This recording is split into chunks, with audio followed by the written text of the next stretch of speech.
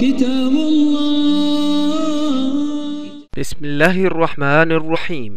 مسجدka Risaala waxa uu idin soo gudbinayaa bandhig kooban oo ku saabsan dawro ama samana lagu qaadanayay xifdiga Qur'aanka Kariimka iyo tarbiyada Islaamka oo uu masaajidku u qabtay qayb kamid ah dhalinyarada Soomaaliyeed. kulankiina la kulmayo هذول الشباب كان halkaas ma garanaysa waqtigooda ku soo koobay masjidka inay quraanka bartaan. Macal Ahmed sida waragta dowradan xifdi quraanka ee maanta noo bilaabatay. Bismillah walhamdulillah kafa wa salaamun ala ibadihi alladhina istafa wa ba'd. Horta waa arrin aad iyo aad muhiim ah qofkii Ilaahay uu khayr la maaga uu garansiin karo maxaa yeelay Ilaahay rasuulka sallallahu alayhi wa sallam khayrukum man ta'allama al-Qur'ana wa 'allama. Yani dowradan waxa fahmi kartaa qiimaheeda waxa ka fahaysaa shaqo marka qiimihiisa fiirinaysid waxa ku saabsan yahay. waxa la xifdinay waa kalaamka Allah subhanahu wa ta'ala kalaamka Allah qof markuu xifdinayna dowladda qiimaheeda dowradan xifdiga quraanka maanta noo bilaabatay waxaan arkaa fursad aad u qaaliye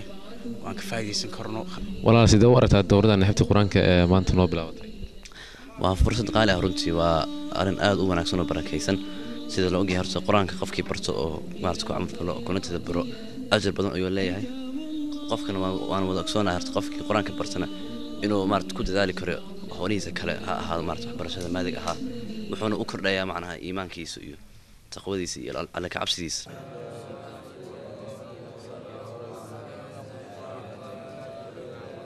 guuxa akhriskooda ka yareeya ayaa qofka ka soo agdhawaada si naxariis leh u dareensiinaya dadaalkooda.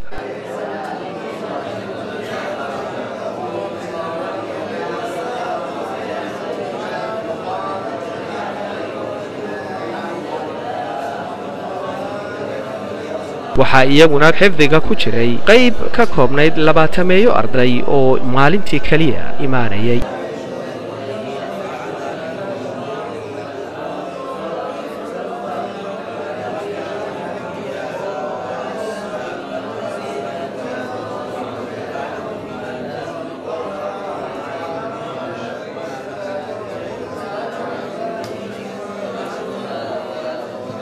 السلام عليكم ورحمة الله. وعليكم السلام ورحمة الله وبركاته. وحالي هذا مبارك مرسل. الله ما يقجز يا سنة حفظ بشان. إن شاء الله بإذن الله وحان جعلنا الله نحفظ ديو تونجس ديانك سيادين كرنا إن شاء الله.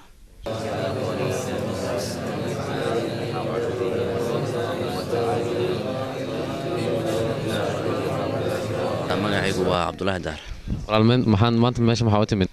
halkan waxa uu imaaday inaan barto quraanka kariimka oo ah hadalka Ilaahay subhanahu wa ta'ala. walaal ma yaqjuz ayaa doonaysaa inaad bishan xifdiso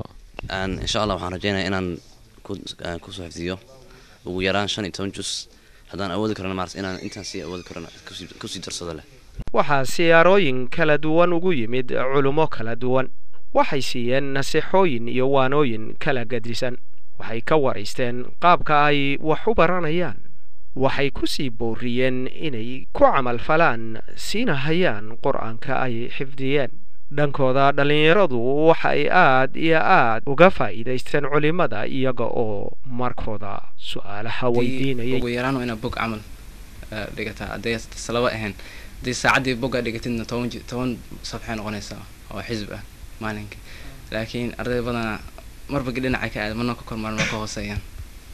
marka iska average way marka yani isla ma socdaan nin walba sidii soo akhristaa may arday waa jira dhowr hoos la socda laakiin marba xoog waa la isla dhaafaa marka ninba marka meel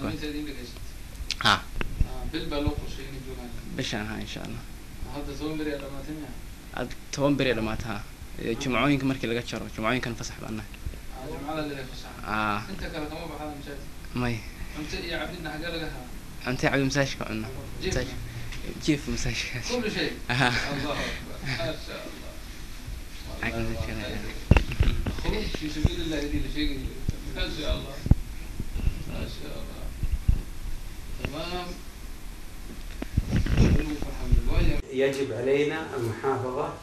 على تعلم القرآن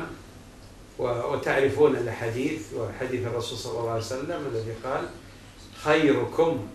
من تعلم القرآن وعلمه. قرآنك حنبارسن وقرآنك يقال وقرآنك فعل فله وإلهي إيه الكيسيوة وأنا ضدك إلهي خاص كإله يعني ضدك إلهي يكون إذا هو الخاص هو ضدك أولي دحين ويان ضدك أساس النبي صلى الله عليه وسلم الشيء مركا وفضل وين والنعمة عاد وين إن إلهي تبارك وتعالى مقصيه وكامل له ضدك أهل القرآن خاصة إنكم تشوفوا ممكن قربها أو إنجليز تشوفوا oo laga yaabo dad badan oo qayrkiin oo isla egtihiin da'diina inay nolosha ka dhaxeen qaar badan ay xabsiyada ku jiraan qaar badan laga yaabo inay goobaha daroogada iyo waagiska iyo waxaas inay ku dhex jiraan ilaahay tabaaraka wa tacaala in uu adiga ka soo xasaano hadana quraanka ku siiyo oo quraanka ku baro waa wax ilaahay laga heli karo tabaaraka wa tacaala aad iyo إن إلى لسان بالبعض وهالسياسة هاي اللي الله تبارك وتعالى هذول أنتم نعمدي سيو النعمدي كشكرين ويدان وقدرين ويدان ووينين ويدان وتفهمي ويدان وإلالين ويدان إلهي وايدك قالين وحوا كقالين سيد رب الشيء تبارك وتعالى لئن شكرتم لأزيدنكم ولئن كفرتم إن عذابي لشديد إلهي النعمدي سادة كشك ويدان وايدين سيادين وايدين قدرين هذا جزء برته جزء هم جزء والتسكع برتي الحمد لله تعالى وقلبي قاعد قوي والعرب إلهي كشف عنده وقيمة وين وقوة فريست جزء لواد بإلهي قوة ضعيف مثل حرب كسينة القرآن كلنا برته كسينة هذا لكن نعمدي إلهي كسي بعد قرن ويده ووح رخيص وقيمة سبب القرآن نقط والقدرين ويده إلهي واقع قادنا يتبارك وتعالى واقع المانسينة ولا قالنا نقولها kadibna waa lagu tuuraya waa lagu fali maayo marka nicmada ilaahay siiyo ku shukriya insha Allah taala quraanka maqsuudka weyn ujeedada weyn ee quraanka barashadiisa laga leeyahay waa inaad macnaha fahanto macnaha markaad fahantana inaad ku amal fasho sooma hadaad quraanka akhrintiisa bas barato